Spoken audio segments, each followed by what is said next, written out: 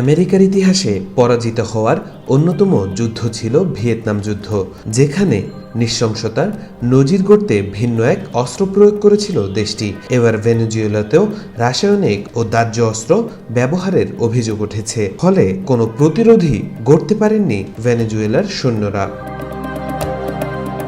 ইতিহাস থেকে জানা গেছে, ভিয়েতনাম যুদ্ধে আমেরিকার প্রয়োগ করা নাপাম বোমা নামে ওই অস্ত্র ছিল একটি পেট্রোকেমিক্যাল দাহ্য পদার্থ, যা 2700 ডিগ্রি সেন্টিগ্রেড তাপমাত্রায় জ্বলে ওঠে এবং যা কিছু স্পর্শ করে তাকেই আঁকড়ে ধরে থাকে। সেই সাথে ছিল এজেন্ট অরেঞ্জ নামের ভিন্ন একটি রাসায়নিক, যা অরণ্যে গাছের আচ্ছাদন ধ্বংস করে।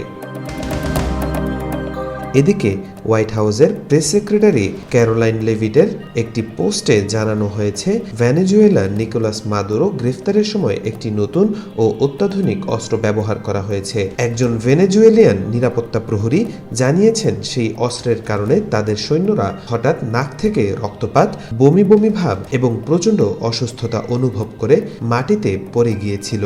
তিনি বলেন, আমার মাথার ভিতর থেকে বিস্ফোরিত হচ্ছে মনে হচ্ছিল। এটা একেবারেই অদ্ভুত। সাক্ষীর দাবি, এই অস্ত্রের কারণে তাদের লড়াই করার কোনো সুযোগই হয়নি। মাত্র 20 মার্কিন সৈন্য হাতে ধরে শতাধিক সৈন্য পরাজিত হয়। তিনি যোগ করেছেন, আমরা তাদের প্রযুক্তি ও অস্ত্রের সঙ্গে কোনোভাবেই প্রতিদ্বন্দ্বিতা করতে পারিনি, এমন কিছু আগে কখনো দেখিনি।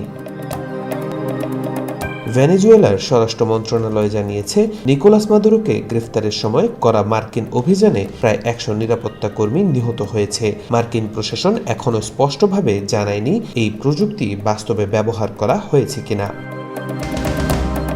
তবে পুরনো নিরাপত্তা সূত্রের মতে, যুক্তরাষ্ট্রের কাছে এমন কিছু ডিরেক্ট এনার্জি প্রযুক্তি রয়েছে যা মানুষের শরীরে ব্যথা বা অক্ষমতা সৃষ্টি করতে পারে। সাক্ষী শেষ পর্যন্ত সতর্ক করে বলেছেন, যারা যুক্তরাষ্ট্রের বিরুদ্ধে লড়াই করার কথা ভাবছেন তারা এই ধরনের প্রযুক্তি সম্পর্কে কোনো ধারণা রাখে না। আমি আর কখনো এর মুখোমুখি হতে চাই না।